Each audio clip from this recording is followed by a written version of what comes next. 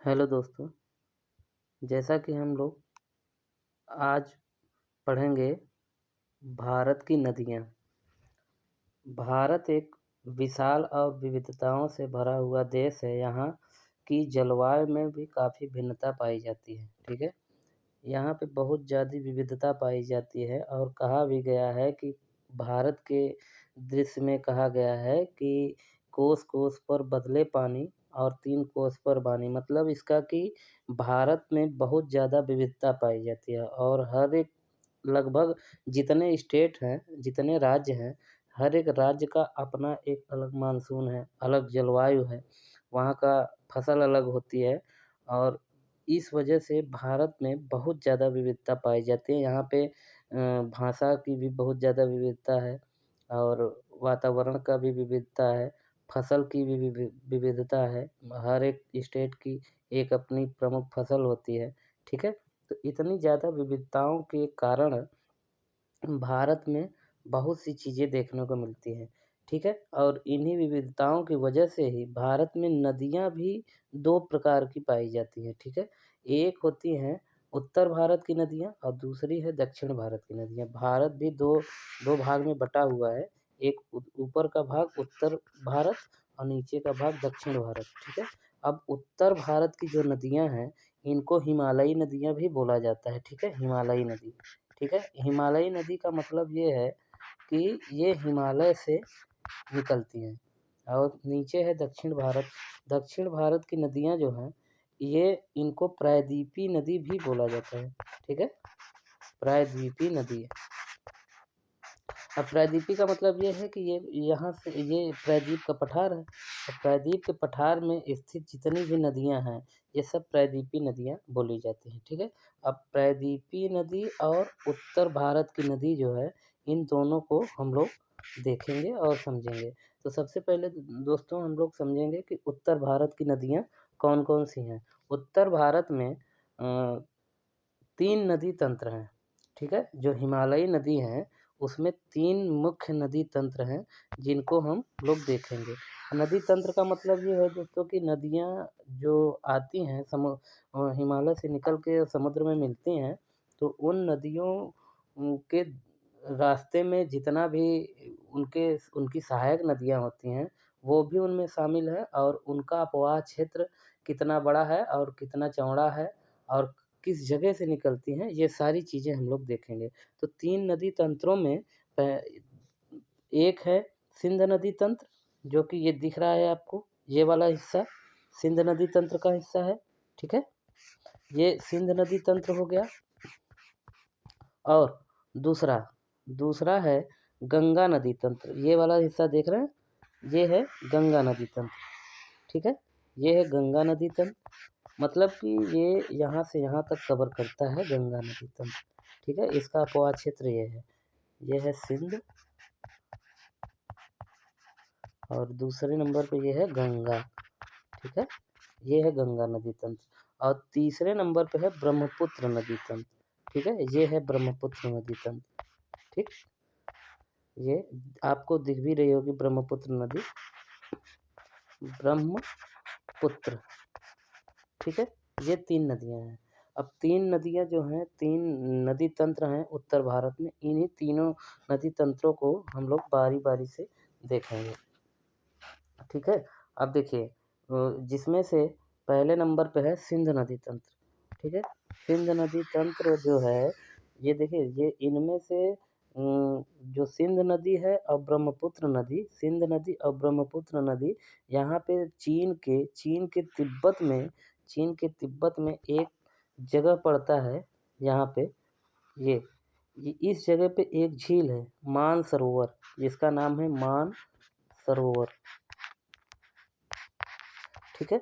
मानसरोवर झील इसी के निकट से निकलती है सिंध नदी, ठीक है? जैसा कि आप लोग इस मानचित्र में देख पा रहे होंगे, ये है, ठीक है? ये सिंध नदी तंत्र ये है, ये सिंध नदी है सॉरी, सिंध नदी ऐसे निकली और यहाँ से निकल के ये कराची के पूरब में कराची बंदरगाह है जो कि पाकिस्तान में पड़ता है, ये पाक है, ठीक है? पाकिस्तान। अब पाकिस्तान के इधर दक्षिण साइड में एक जगह है कराची, जहाँ पे एक बंदरगाह भी है, कराची बंदरगाह। वहाँ उसके पूरब में ये है जगह, ये अरब सागर का एरिया है। अरब सागर में जाके ये नदी गिर जाती है। कौन सी नदी? सिंध नदी। अब देखिए सिंध नदी है जो, इसकी कुछ सहायक नदियाँ हैं, ठीक है। जो सहायक नदियाँ हैं वो भारत में ज़्यादा हैं। जैसे कि सिंध नदी की जो सहायक नदी है वो है रावी, सतलज।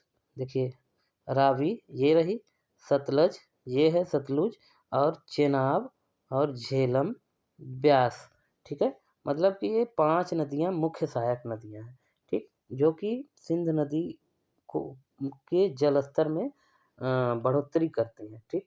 और सिंध नदी जो है ये टोटल इसकी लंबाई है 2900 किलोमीटर, ठीक है। ये सिंध नदी की बात कर रहे हैं। सिंध नदी जो है 2900 किलोमीटर लंबी है, और ये मानसरोवर झील के निकट से निकल के अरब सागर में जाके गिरती है पाकिस्तान में, और इसका ज़्यादातर हिस्सा पाकिस्तान में है, ठीक है। इसका ज़्यादा एरिया पाकिस्तान में है, जो कि 1700 किलोमीटर है। 1700 किलोमीटर मतलब कि 2900 किलोमीटर में से 1700 किलोमीटर पाकिस्तान में जाके फैली हुई है। और इसका ज़्यादा से ज़्यादा तंत्र और इसका फैलाव भी पाकिस्तान वाले ही एरिया में है, ठीक है। इसका ज़्यादा फैलाव पाकिस्तान में ही है। इस वजह से इस नदी का ज़्यादा इस्तेमाल पाकिस्तान ही करता है, ठीक है। देखिए एक 1960 में एक सिंध जल समझौता हुआ था, 1960 ईस्वी में, ठीक है। ये याद रखिएगा, 1960 ईस्वी में एक सिंध नदी का जल समझौता हुआ इंडिया पाकिस्तान के लिए। इंडिया पाकिस्तान के बीच में सिंध नदी विवाद था। सिंध नदी का जो पानी था उसकी वजह से विवाद चल रहा था, तो इसका समझौता हुआ 1960 ईस्वी में। तो 1960 में जब ये समझौता हुआ तो इसके तहत ये तय किया गया कि सिंध नदी तंत्र का 20% हिस्सा वो भारत यूज करेगा, इसका पानी का, इस नदी के तंत्र के पानी का 20% हिस्सा भारत यूज करेगा, बाकी 80% हिस्सा पाकिस्तान यूज करेगा, ठीक है। या 80% हिस्सा पाकिस्तान, मतलब कि इसमें से जितने भी इन नदियों के द्वारा पानी आता है ना, इन सब का पानी ज़्यादा से ज़्यादा पाकिस्तान यूज करेगा। तो ये 1960 में सिंध नदी जल समझौता किया गया था भारत और पाकिस्तान के बीच में, ठीक है। और ये जो नदियाँ हैं ये इनका ज़्यादा फैलाव पाकिस्तान में है, और ये जो मैदानी भाग है पाकिस्तान में इन्हीं नदियों के द्वारा बना हुआ है, ठीक है। और इसी वजह से पाकिस्तान के इस एरिया में फसल का उत्पादन बहुत ही अच्छी तरीके से होता है। कारण ये है कि ये नदियाँ अपने द्वारा लाई गई उपजाऊ मिट्टियों का यहाँ पे निक्षेप करती हैं, और उसके बाद यहाँ पे इनका जमाव होने की वजह से इस मिट्टी का पैदावार ज़्यादा हो जाता है, ठीक है। ये हो गई सिंध नदी, और सिंध नदी की सहायक नदियाँ हो गई। अब देखिए कुछ नदियाँ इसमें भारत में भी इसमें मिलती हैं, जो कि लद्दाख में सिंध नदी ये है ना, दिख रही है कि कितना दूरी तक है। तो लद्दाख में यहाँ से यहाँ तक गई है, तो इसमें भी कुछ नदियाँ आके मिली हैं। चूँकि ये पूरा एरिया जो है बर्फीला है, ये पूरा एरिया बर्फ़ से ढका हुआ है। ये बर्फ़ से ढका होने की वजह से बर्फ़ जो है पिघलती है, पिघल के एक पतली नाली और नहर और छोटी नदियों के द्वारा इस सिंध नदी में मिल जाती है। और ये जो है ये छोटी नदियों का रूप ले लेती है, जो कि भारत में है। अब भारत में जो नदियाँ हैं उनका भी कुछ अस्तित्व है, कुछ नाम है। उनका नाम है, जैसे कि एक नदी है जिसका नाम है जास्कर, ठीक है। जास्कर जास्कर एक नदी हो गई, और दूसरी है नुब्रा, और तीसरी है श्योक, शोक नहीं श्योक, ठीक है। और फिर चौथी है हुंजा, ठीक है। ये 4 नदियाँ हैं जो कि भारत में लद्दाख राज्य में, जो कि केंद्र शासित प्रदेश है भारत का, सबसे नया केंद्र शासित प्रदेश, उसमें ये सिंध नदी से ये नदियाँ आके मिलती हैं, मतलब कि सिंध नदी की सहायक नदियाँ हैं ये। कौन कौन सी? जास्कर, नुब्रा, श्योक और हुंजा। ठीक है, ये 4 नदियाँ इधर हैं और 5 नदियाँ ये हैं और इन्हीं 5 नदियों, ये तो 4 नदियाँ इसमें लद्दाख में आके मिल गई और जो मुख्य नदी हैं ये 5 नदी कौन कौन सी? झेलम, चेनाब, रावी, सतलज। ये जो 5 नदियाँ हैं और एक ब्यास भी है, 5 नदियाँ हैं। इन्हीं 5 नदियों के वजह से इस पूरे एरिया का नाम पंजाब पड़ा है। ठीक है, 5 नदियों का यहाँ पे संगम है और पाँचों नदियाँ अपना जल यहाँ पे ले आती हैं, इस वजह से इस पूरे एरिया का नाम पंजाब पड़ा है। ठीक है, और जो इन नदियों का 20% हिस्सा भारत लेता है पानी, 20% हिस्सा पानी लेता है, उससे पंजाब वाले एरिया में सिंचाई की जाती है, हरियाणा वाले एरिया में सिंचाई की जाती है और राजस्थान के पूर्वी दक्षिणी एरिया में सिंचाई की जाती है 20% पानी से। ठीक है, डैम बना के इसका इस्तेमाल किया जाता है। ठीक है, ये हो गया सिंध नदी। सिंध नदी का पूरा तंत्र बता दिया गया। ठीक है, अब ये कहाँ से निकलती है? तिब्बत के, ये जान लेते हैं एक बार फिर से रिवाइज कर लेते हैं। ये कहाँ से निकल रही है? चीन के तिब्बत से।